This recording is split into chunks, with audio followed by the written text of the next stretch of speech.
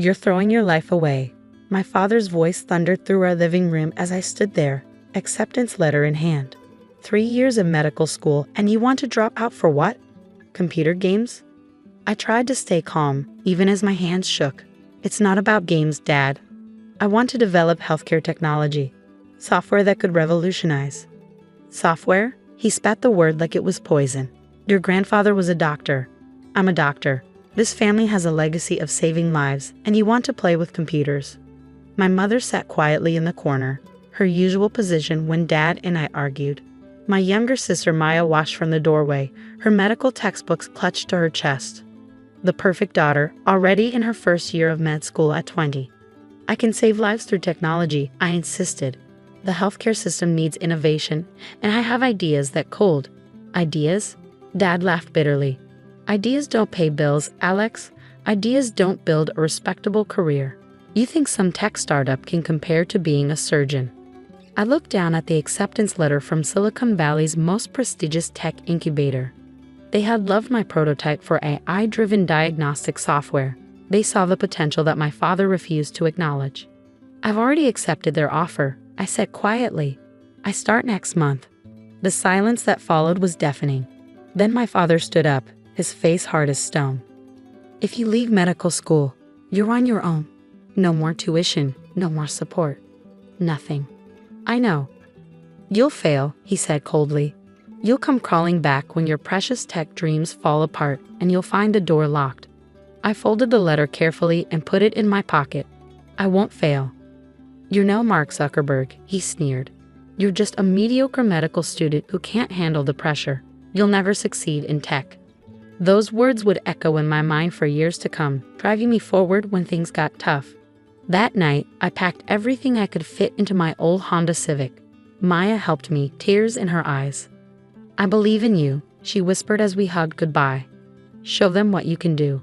The drive to California was long and lonely. I had exactly $3,427 in my bank account, my entire savings from part-time jobs during med school. The incubator provided a small stipend, barely enough for a shared room in a crowded house with 5 other aspiring entrepreneurs. My roommates were typical Silicon Valley stereotypes, young, brilliant, and convinced they would be the next big thing. Jake was developing a social media platform. May was working on cryptocurrency algorithms. Tim had some idea about revolutionizing dog walking through blockchain. I was the odd one out with my healthcare focus. While they talked about user engagement and viral growth, I spent nights poring over medical databases, refining my AI algorithms to better detect patterns in patient data. The first 6 months were brutal. My prototype kept hitting walls. The healthcare industry was resistant to change, suspicious of AI, protective of their data. Potential investors would light up at the technology, then back away when they realized how long FDA approval would take. I lived on ramen noodles and coffee, working 18-hour days. When my laptop died, I couldn't afford to replace it. I coded on borrowed computers in the public library, ignoring the calls from my mother that always ended in "your father was right." Then came the night that changed everything. I was at a small tech meetup, demonstrating my latest prototype. Most people walked past my booth, more interested in flashier apps and games. But one man stopped, watching intently as I showed how my AI could analyze medical images to detect anomalies human doctors might miss. Interesting, he said finally, but what about privacy concerns? I launched into my prepared response about data security and patient confidentiality. He asked more questions, each one more technical than the last. By the end of our conversation, a small crowd had gathered. I'm David Chen, he said, handing me his card. I run a healthcare venture capital firm. Come see me tomorrow. That meeting led to our first round of funding, $2 million to develop what would become Metascan AI. David didn't just provide money. He opened doors, made introductions, helped navigate the complex healthcare regulatory landscape. 2 years later, we had our first successful trial at a major hospital. The results were beyond even my optimistic projections. Our AI caught serious conditions that doctors had missed in 14% of cases, potentially saving hundreds of lives. The medical journals took notice. Hospitals started calling. Investors who had turned us down were suddenly eager to get in on the next funding round. I hired more developers, moved to real offices, expanded our scope. 5 years after leaving medical school, I was CEO of a growing healthcare tech company with over 50 employees. My mother sent newspaper clippings about my success to relatives, conveniently forgetting her earlier doubts. Maya called regularly, proud of her big brother, the tech genius. My father maintained his silence. Then came the acquisition offers, first from small healthcare companies, then from tech giants. I turned them all down. This wasn't about selling out, it was about changing healthcare for the better. 10 years in, Mediscan AI was a major player in healthcare technology. We had offices in 3 countries, over 500 employees, and our software was used in thousands of hospitals worldwide. Forbes did a profile calling me the doctor who traded his stethoscope for Silicon Valley. The irony wasn't lost on me. 15 years after that night in my parents' living room, I sat in my corner office in our San Francisco headquarters, reviewing resumes for our new chief medical officer position. "This candidate looks interesting," my HR director said, handing me a file. 30 years of surgical experience, excellent recommendations, recently relocated from Boston. I opened the file and froze. There, smiling up at me from the photo, was my father. He had applied for a job at my company without realizing I owned it. His cover letter spoke passionately about embracing technological innovation in healthcare, everything he had once mocked me for pursuing. "Is something wrong?" my HR director asked, noting my expression. I stared at the application, remembering his words from 15 years ago. "You'll never succeed in tech. You'll come crawling back." "No," I said slowly. "Nothing's wrong. Schedule the interview for tomorrow." "You want to take this one personally? That's unusual for you." I smiled, thinking of the look that would cross my father's face when he walked into my office. "Trust me," I said. "This one's special." I spent that night reading and rereading my father's application. His impressive career was all there on paper. Chief of surgery at Boston General, hundreds of published papers, countless lives saved. But it was the personal statement that caught me off guard. After 30 years in surgery, he wrote, "I've come to realize that the future of medicine lies in technological innovation. We must embrace AI and advanced software solutions to provide better patient care. I've watched Mediscan AI revolutionize diagnostic processes, and I want to be part of that revolution." The irony was almost too perfect. The next morning, I had my assistant rearrange the office for the interview. I moved from my usual seat to a chair facing away from the door, positioned so he wouldn't see my face immediately. At exactly 10 a.m., my assistant's voice came through the intercom. "Dr. James Chen is here for his interview. Send him in." I heard the door open, followed by confident footsteps. My father's footsteps, still so familiar after 15 years. "Thank you for meeting with me," he said formally. "I'm very excited about the possibility of joining Mediscan AI. Please have a seat, Dr. Chen." I kept my voice neutral, still facing away. "Your credentials are impressive." "Thank you. I followed this company's progress for years. Your diagnostic AI system is remarkable. In fact," he hesitated, "it reminds me of something my son once tried to explain to me. Before I failed him." That made me turn around slowly. "Failed him?" My father's face went pale with shock. His mouth opened, but no words came out. "Hello, Dad." He gripped the arms of his chair. "Alex, you're the CEO." Surprised, I kept my voice level. I thought I'd never succeed in tech. He seemed to age years in seconds, the confident surgeon replaced by a man confronting his biggest mistake. I deserved that. "Yes, you did." I stood up and walked to the window, looking out over the San Francisco skyline. "Why are you really here, Dad?" "I didn't know," he said quickly. "I had no idea this was your company. I just knew Mediscan AI was doing incredible work, and I wanted to be part of it." "Really?" I turned back to him. "The great Dr. Chen wants to work for a tech company. What happened to software being a waste of time?" He flinched. I was wrong. So terribly wrong. He pulled something from his briefcase, a folder full of articles and papers about Mediscan AI. I followed every development, every success. "Your AI system caught a tumor last month that 3 top surgeons missed. It saved that patient's life." "We save a lot of lives, Dad. Isn't that what you wanted me to do?" "Alex," his voice cracked. "I've spent 15 years regretting that night. watching from afar as you built something extraordinary, something I was too stubborn to understand. I sat down behind my desk, studying the man who had once seemed so infallible. He looked older, humbler, maybe even a little afraid. Maya sends me updates, he continued. Every article, every achievement. She never let me forget what I lost through my pride. And Mom? She left me 3 years ago, he smiled sadly, said she couldn't stay with a man who let his ego destroy his family. That was news to me. My mother's calls had stopped years ago, and I'd been too busy building my company to investigate why. I'm sorry to hear that. I deserved that too. He straightened in his chair. I know I have no right to ask, but is there any chance? Could we start over? I picked up his application, turning it over in my hands. You really want to work here? Under your dropout son? I want to work here because your dropout son is changing the world. He leaned forward. That software you tried to tell me about 15 years ago? You did it. You made it real. And it's better than anything I could have imagined. We have a strict policy against nepotism, I said carefully. If you want this job, you'll have to earn it on merit alone. Hope flickered across his face. You mean? I'm sending you to our Boston office. 3-month trial period, reporting to Dr. Sarah Williams. She's brilliant, demanding, and has no idea you're my father. If she says you're worth hiring, the job is yours. Thank you, he breathed. I won't let you down. No, I agreed, you won't. Because if you do, you're not just failing me this time, you're failing every patient who could benefit from this technology. He nodded solemnly. One more thing, I added. That night, you said I wasn't Mark Zuckerberg. Alex, You were right. I gestured to the wall of medical journals featuring our breakthroughs. I'm not changing the world through social media. I'm changing it by saving lives. Just like you taught me, just not the way you expected. Tears formed in his eyes.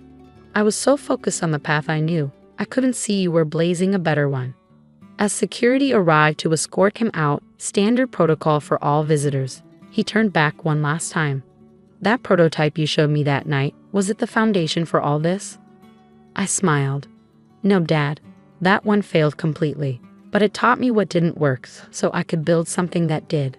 Sometimes failure is just the first step toward success. 3 months later, I received Dr. Williams' evaluation of our new Boston consultant. Brilliant surgeon, quick learner, remarkable insight into practical applications of AI in surgical settings. Strongly recommend permanent hire. I signed the approval without hesitation. That Christmas, for the first time in 15 years, I flew to Boston. Maya organized a small dinner, just the 3 of us. Dad showed me around his modest apartment, proudly displaying his Metascan AI employee badge alongside his surgical credentials. I have something for you, he said, bringing out a dusty box. Inside was my old laptop, the one I'd left behind that night. I kept it, hoping someday. You know, I said, opening the ancient machine, we could use someone to head up our surgical integration team. Someone who understands both worlds, medical and technological. What are you saying? I'm saying Dr. Williams isn't the only one who's been evaluating you these past 3 months. He straightened. You mean? The position reports directly to me, I continued. It won't be easy. Some people might accuse me of nepotism, despite your qualifications. You'll have to work twice as hard to prove yourself. Like father, like son, he said softly. I looked at him sharply, but there was no mockery in his voice, only pride and something that looked like regret. I was thinking, he said, maybe we could collaborate on a paper about bridging the gap between traditional surgery and AI diagnostics. If you're interested. I thought about the young man who'd driven away from this house 15 years ago, heartbroken but determination intact. About the father who'd been too proud to see another way forward. About second chances and new beginnings. I like that, I said. Later that night, as I prepared to fly back to San Francisco, Dad handed me an envelope. Don't open it until you're home. Inside, I found a letter he'd written the day after my interview. Dear Alex, when you were 5, you took apart my pager to see how it worked. I was furious until you put it back together and it worked better than before. I should have recognized then what I refused to see later, that you would find your own way to heal the world. I spent 15 years as the fool who lost his son to his own pride. Then I walked into that office and found something I never expected. Forgiveness offered through opportunity. You've built something extraordinary, not just in your company, but in your character. You could have turned me away, but instead you gave me the chance to earn my place in your world. I am proud of you, son, not because you proved me wrong, but because you proved yourself right. Love, Dad. That letter now hangs in my office, next to our first FDA approval and the Ford's cover story. It reminds me that success isn't just about proving doubters wrong. Sometimes it's about giving them the chance to prove themselves right. Maya tells me Dad keeps a photo on his desk, him and me in surgery, teaching residents how to use our latest AI system. The old guard and the new, bridging the gap between tradition and innovation. Sometimes the greatest victory isn't in proving someone wrong, but in showing them a better way forward. And sometimes, just sometimes, the child who was told they'd never make it becomes the leader who shows others how to succeed. As for that old laptop, it sits in our company museum, a reminder that every revolution starts with someone being brave enough to defy expectations, even, especially, when those expectations come from the people we love most. The boardroom of Sullivan Technologies hadn't changed in 5 years. Same mahogany table, same leather chairs, same floor-to-ceiling windows overlooking downtown Chicago. But the expressions on my brothers' faces, those were entirely new. Ms. West, their assistant, had announced moments ago, the CEO of Quantum Dynamics is here for the meeting. Then I walked in. Michael dropped his coffee mug. David's mouth fell open. I savored their shock as I took my seat at the head of the conference table, the same table where 5 years ago they told me I wasn't qualified to help run our family's company. "Hello, brothers," I said calmly. "Shall we discuss the terms of the acquisition?" 5 years earlier, I stood in Dad's office, staring at the photos on his desk. Him with my brothers at their college graduations, them in their business suits at company events, and one small photo tucked in the back, me at my high school science fair, holding my first place trophy for a revolutionary battery design. "He always believed in you, Kate," Mom said softly from the doorway. 2 weeks after Dad's heart attack, she still couldn't bring herself to clear out his office. "Did he?" I asked, picking up the science fair photo. "Then why did he let Michael and David push me out of research and development? Why did he never stand up to them when they said a girl shouldn't be involved in tech development?" Mom sighed. "Your father, he thought he was protecting you. The corporate world can be cruel, especially to women in tech. He didn't want you to face that. So instead he let his sons run the company into the ground." The bitterness in my voice surprised even me. "They're killing his legacy, Mom. Sullivan Technologies used to be innovative. Now we're just another middling tech supplier living off Dad's old patents." She didn't argue. She couldn't. In the 3 years since Michael and David had taken over day-to-day operations, the company had stagnated. They focused on safe, proven technologies while our competitors innovated. Dad had been too sick to stop them, and now, Ms. Sullivan. Dad's assistant poked her head in. "The board meeting is starting. Your brothers specifically requested your presence." I straightened my jacket, the same one I'd worn to countless meetings where Michael and David had dismissed my ideas. At 25, I was the youngest Sullivan sibling, but I'd spent my life studying technology and engineering while they got business degrees and played golf. The boardroom was full when I arrived. Michael and David sat at the head of the table, folders spread before them. The board members, mostly Dad's old friends, looked uncomfortable. "Kate," Michael said with that condescending smile I knew too well. "Thanks for joining us. We have some matters to discuss about your role in the company." "My role?" I took my seat. "You mean my position as head of R&D, the one Dad gave me before he got sick?" "About that," David leaned forward. "The board has been reviewing the company's structure. We feel that R&D needs more experienced leadership." "More experienced?" I felt my face flush.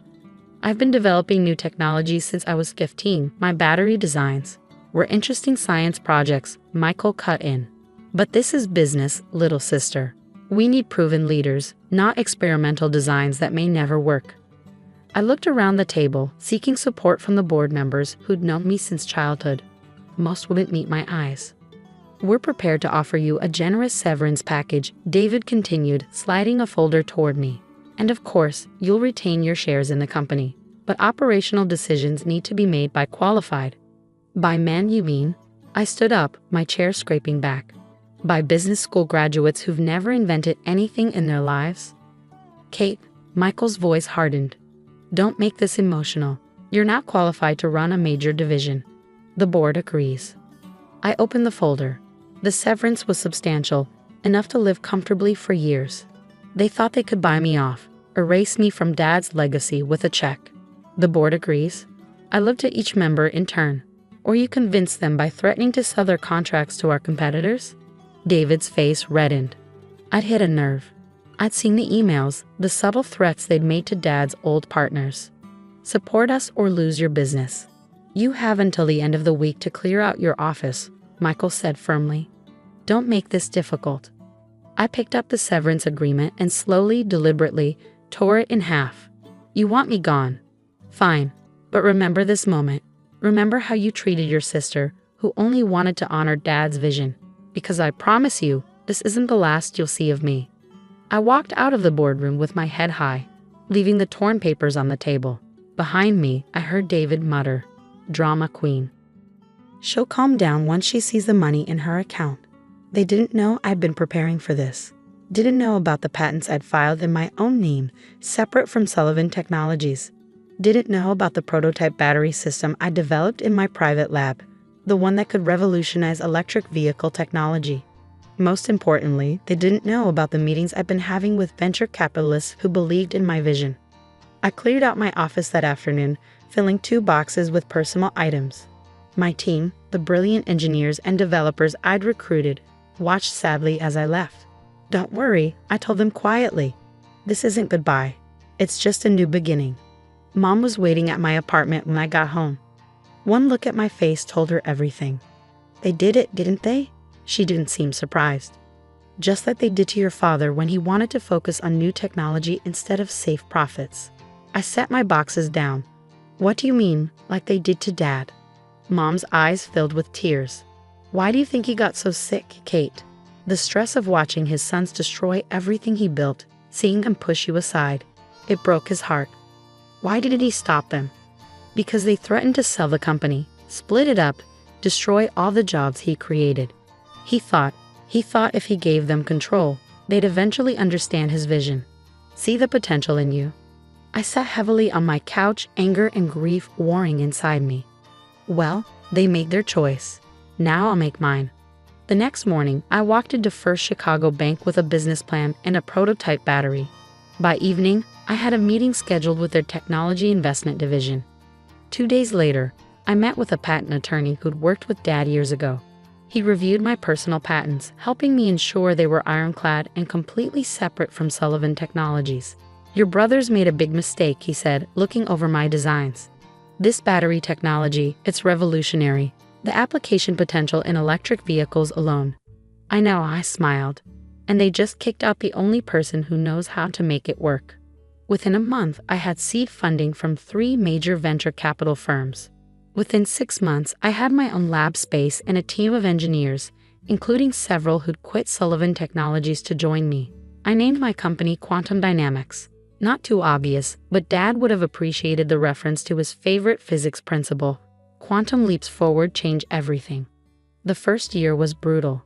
18-hour days, endless investor meetings, technical challenges that seemed insurmountable. But slowly, surely, we made progress. Michael and David, meanwhile, continued running Sullivan Technologies like it was 1995. They focused on government contracts and old technology, ignoring the electric vehicle revolution that was transforming the industry. I kept tabs on them through old contacts, watched as their stock price stagnated, as key employees left, as their market share dwindled. They were so focused on maintaining control that they couldn't see the future slipping away. Then came the breakthrough. After 3 years of development, our new battery system worked. It wasn't just good, it was transformative. Faster charging, longer life, safer operation. Everything the electric vehicle industry desperately needed. The day we announced our success, Sullivan Technologies stock dropped 15%. I imagine Michael and David were too busy dealing with angry shareholders to notice who owned Quantum Dynamics. I kept my name out of the press, operating through holding companies and careful corporate structures. As far as the public knew, Quantum Dynamics was run by a mysterious CEO who never gave interviews. Until now. Our success attracted attention from major automakers. Tesla, GM, Ford, they all wanted our technology. But I had a different plan in mind. Sullivan Technologies, desperate for new technology to stay relevant, approached us about a partnership. I didn't know they were talking to their own flesh and blood. I let my CFO handle the initial negotiations, watching as Michael and David grew more desperate.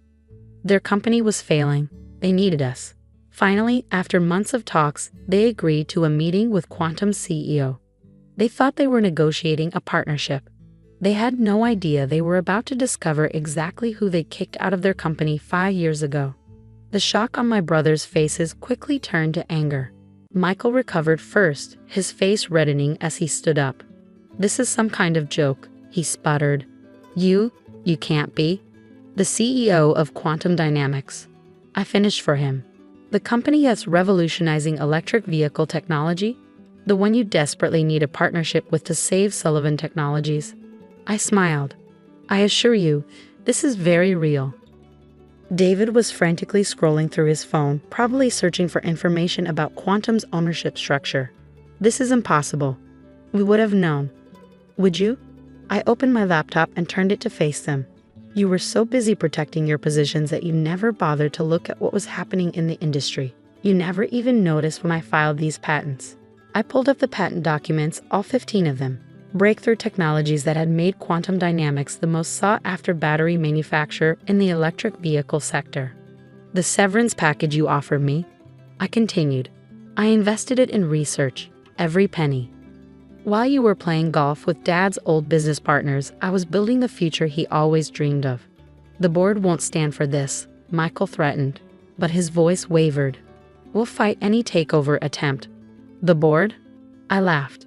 "You mean the board members you've been threatening and alienating for years?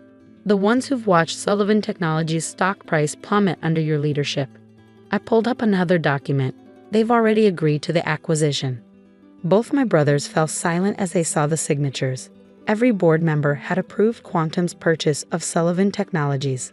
The deal was already done. "How?" David whispered. "How did you build all this without us knowing?" "Because you never took me seriously," I said quietly. "You were so convinced that your business degrees made you smarter than your little sister that you never saw me as a threat. Even when your best engineers started leaving to join a mysterious new company, you didn't investigate. Your arrogance made you blind." The door opened and Mom walked in. My brother's jaws dropped again. "Mom?" Michael stood. "What are you doing here?" "Supporting my daughter," she said firmly. "The way I should have done years ago when you two forced her out." "You knew about this?" David demanded. "I've been on Quantum's board since the beginning," Mom replied. "Someone had to make sure your father's real legacy was protected." I pressed a button on my phone and the boardroom screen lit up with a presentation. "Now let's discuss your futures at the company. Obviously, changes will need to be made." "You can't fire us," Michael protested. "We're family." "Funny," I said coldly. "That didn't seem to matter when you were firing me. But don't worry, I'm not like you. I won't throw you out completely." I pulled up their new job descriptions. "Michael, you'll be heading our government relations department. Your connections might actually be useful there. David, you'll be managing our legacy contracts division. Both positions report to our new COO." The door opened again, and my old R&D team leader walked in. "Sorry I'm late," Sarah said, taking her seat. "Traffic was terrible." "Sarah?" David looked like he might faint, but she resigned 3 years ago. "To become my chief operating officer," I confirmed. "She's been instrumental in Quantum's success. Unlike you, I know how to recognize and reward talent." I let them absorb the full impact of their new reality. Their sister, the one they dismissed and belittled, was now their boss. The company they tried to protect from innovation was about to become a subsidiary of the most innovative battery manufacturer in the industry. "You have until tomorrow to decide," I told them. "Accept your new positions or resign. Either way, Sullivan Technologies will become part of Quantum Dynamics."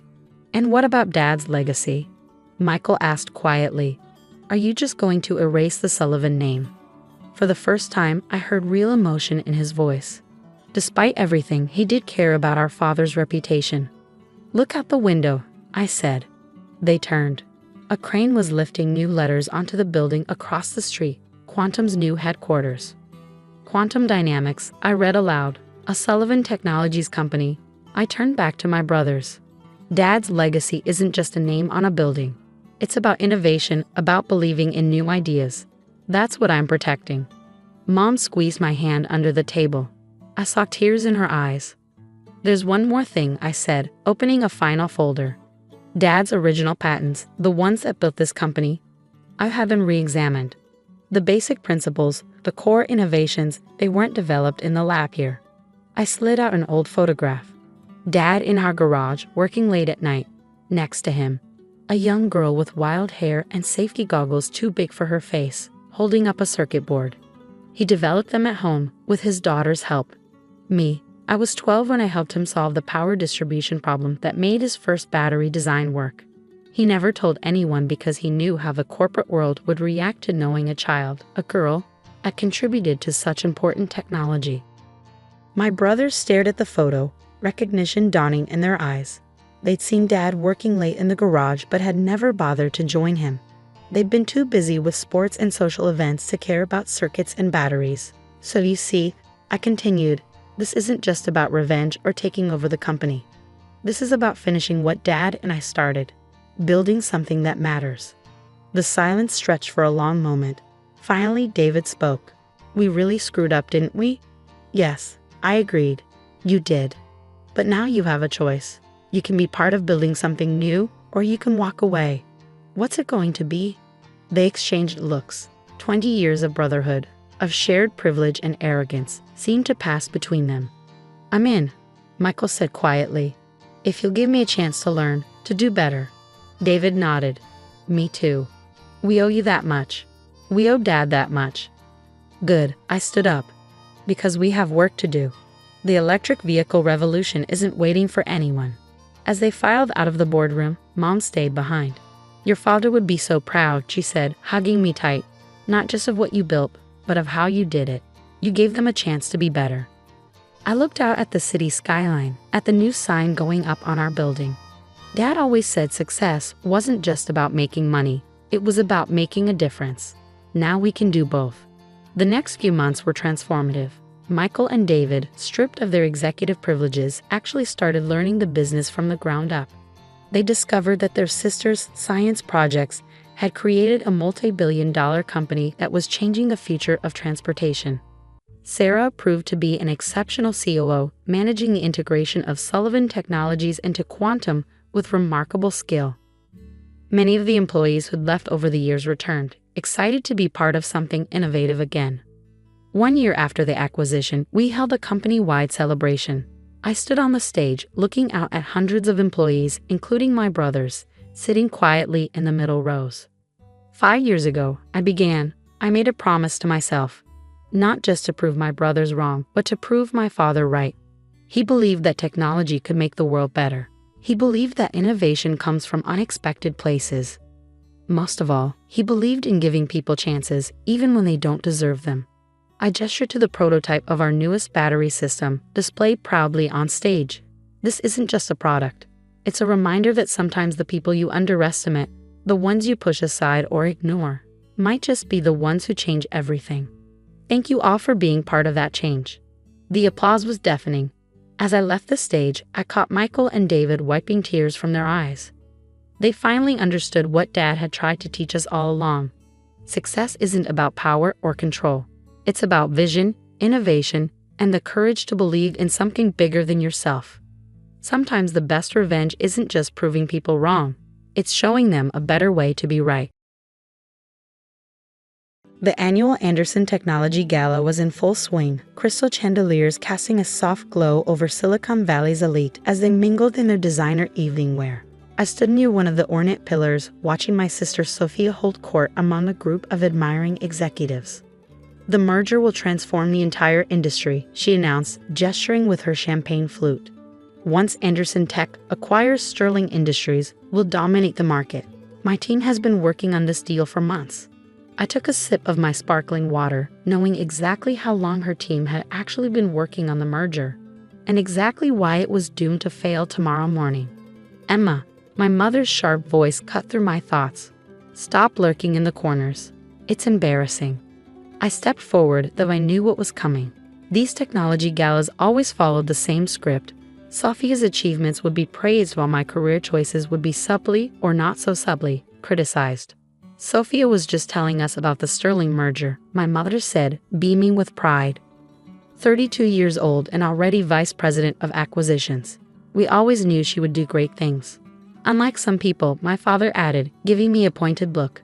At 58, Richard Anderson still commanded attention in any room, though his perfectly tailored tuxedo couldn't quite hide the strain of recent months. Not that he'd ever admit Anderson Tech was struggling. Emma's still doing that startup thing, Sophia said with a dismissive wave. What is it again? Some kind of software company?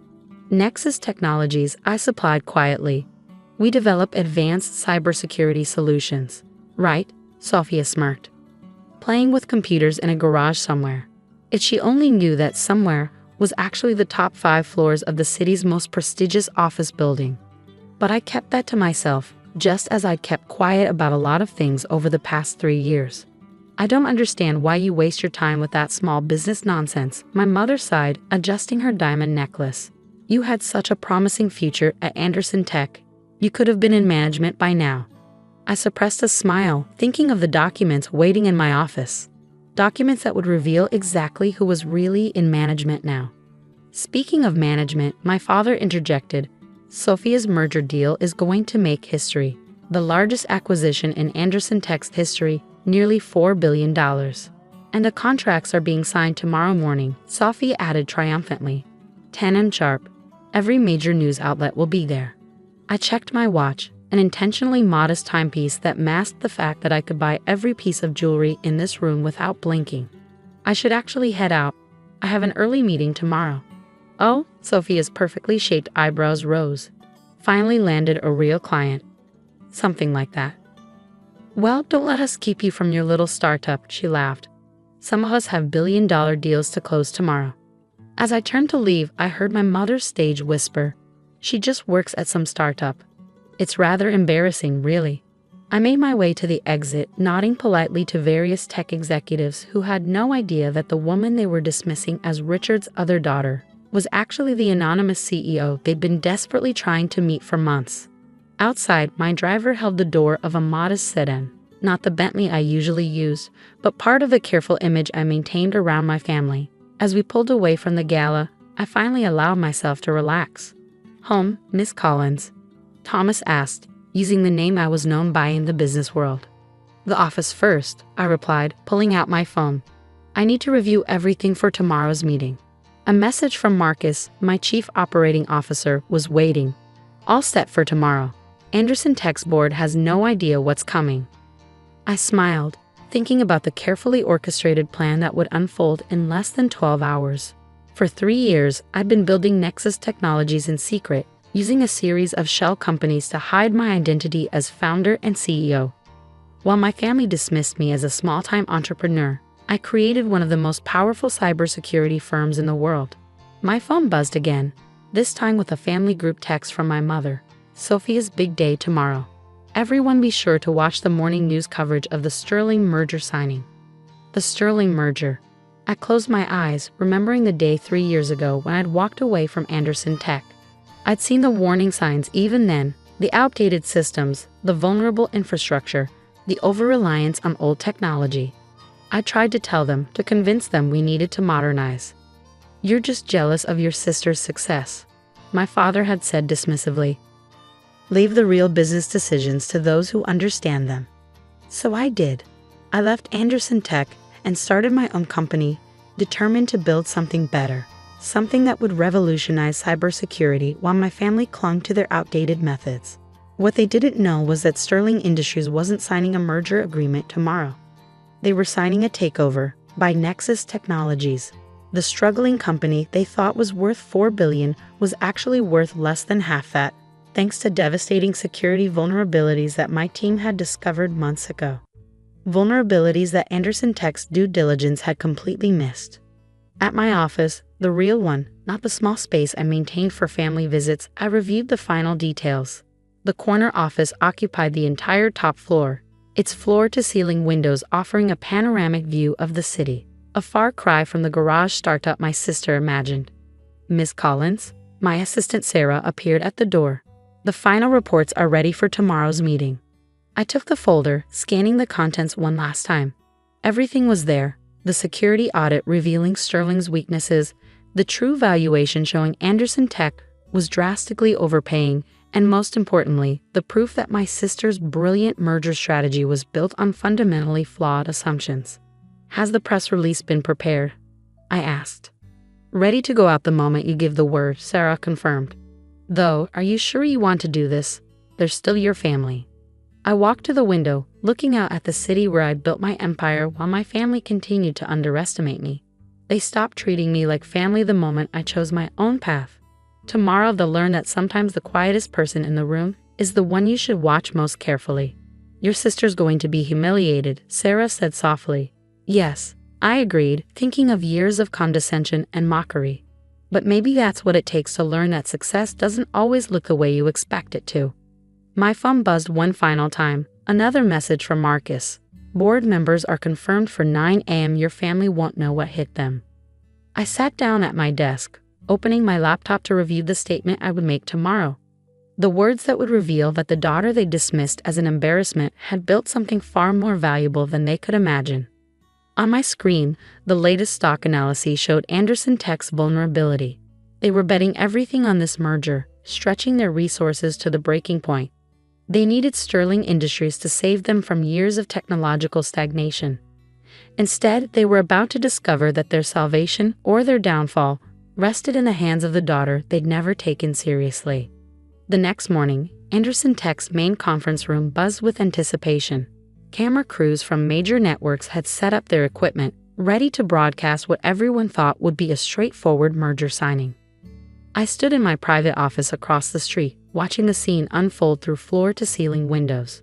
My Armani suit, a far cry from the intentionally modest clothes I wore to family functions, felt like armor. They're all there, Marcus reported, appearing at my door. Your sister's giving pre-signing interviews about her brilliant strategy. Your father's already made 3 speeches about the Anderson legacy. I smiled, adjusting my cuffs, and Sterling Industries CEO, looking nervous. He knows what's coming. Of course he did. We'd informed Sterling's board about their security vulnerabilities weeks ago, offering them a choice: face public exposure of their weaknesses or agree to a takeover by Nexus Technologies. They'd chosen survival. Miss Collins, Sarah appeared with a tablet. The press release is ready, and your mother just arrived at Anderson Tech. She's wearing celebration pearls. I checked my watch. 9:45 a.m. time to go. Let's show my family what a little startup can do. The walk across the street felt like crossing a threshold between two worlds. In one, I was Emma Anderson, the disappointing daughter who just works at some startup. In the other, I was Catherine Collins, the enigmatic CEO of Nexus Technologies, one of the most powerful women in Silicon Valley. Through the glass walls of Anderson Tech's lobby, I could see reporters clustered around Sophia as she detailed her vision for the merged companies. My father stood nearby, basking in reflected glory. While my mother watched adoringly, I stepped into the elevator, Marcus and Sarah flanking me with briefcases containing the real merger documents, the ones that would shatter my family's carefully constructed reality. The conference room doors opened at exactly 9:55 a.m.